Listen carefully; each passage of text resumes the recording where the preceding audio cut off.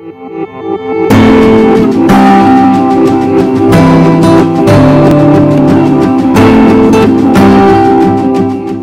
everybody, welcome back to Starkey Farmstead. My name is Samantha and I am the operator of Starkey Farmstead.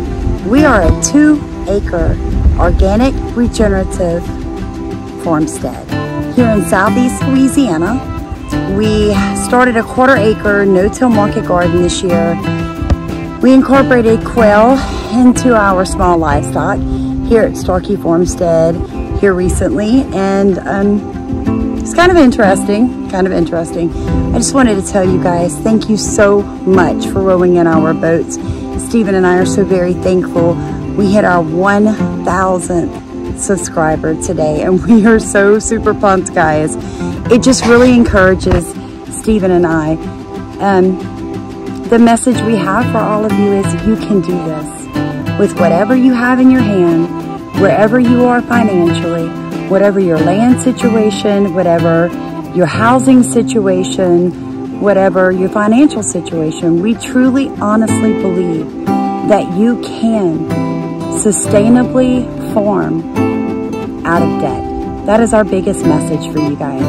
You will see us constantly talking about upcycling, recycling, repurposing, everything we can get our hands on here at Starkey Farmstead. One of our biggest things that I think a lot of you are starting to find us through are something called sustainable loop systems. And I guess the best way to explain that is the food from the garden is used not just only to feed us and our community, but to feed our livestock. That is their main food source. Then we use systems like deep mulch composting in the chicken coop. We incorporate a rack and pen design where most of our rabbits poop and pee directly into that deep mulch composting situation in the chicken pen. Here recently we incorporated quail into that same system. Now the really unique thing about that is the quail poo and pee into the chicken pen, but they're such messy eaters. So if I had them separate, right, if I took them out of that equation, their feed that goes through would be wasted. Not to mention the odor and the fly problem would be tremendous. So by us incorporating the quail, the rabbits in cages above the chicken coop, what ends up happening is we have an amazing compost and our chickens are busy working for us every single day. That eliminated separate composting piles across the farm that I was having to manually, because we don't have any large equipment, I was having to manually flip pretty regularly. And that was becoming extremely hard to do. And then when you're in South Louisiana, your summer pretty much stretches March to November. So really hot days, guys, out there with a pitchfork flipping by myself all the time, until my 80-year-old dad was nice enough to say, hey, Pumpkin, there's a better way to do that. So that was my first step towards sustainable loop systems. Some of the other really unique systems we have here is I catch rabbit manure, my main rabbitry, in buckets.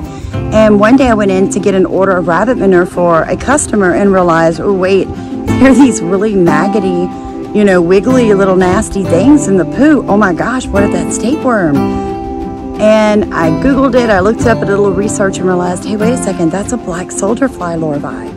So I began to just support that system that had already been created on my farm that I was unaware of.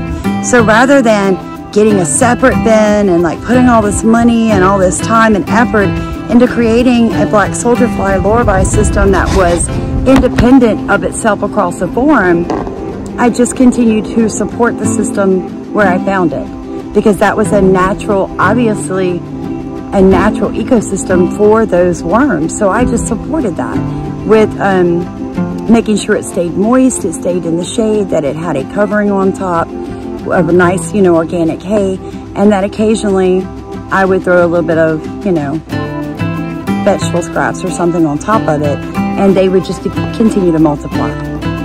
We also have a red wiggler bin here that holds 50,000 red wigglers, and I take some of the compost out of the chicken coop, I take rabbit manure out of the rabbitry, I use all the leaves off my own form, and then when I have rotted vegetables, I blend those up along with our organic eggshells and our own coffee grounds that we've used, and I dump that into the red wiggler bin. So we have very low input cost for a 2-acre organic regenerative farm. All right, we have very low input cost. We do not purchase fertilizers. We do not purchase pesticides, fungicides, herbicides. Very little feed comes in on this property, yet everything that we create here, guys, is used to support another system and to bring financial support here to Stephen and I. Our goal is to slowly begin to purchase the property around us and create our farmstead to be larger than 2 acres. But right now we have no credit card debt, everything is paid off, so we work within our means, and we would like to share that with you guys. So thank you. Thank you to every single one of you from the bottom of our hearts for deciding to row in our boats, deciding to get in here, share your ideas with us, tour our farm, support our efforts to get the message out around the world that now is the time for you to be able to create and sustain your food systems, okay? And that's what we're slowly trying to teach you guys. It's what we are slowly learning. So we do sincerely appreciate it. God bless all of you. Thank you so much for rowing in our boat, and thank you for letting Starkey Farmstead row in yours.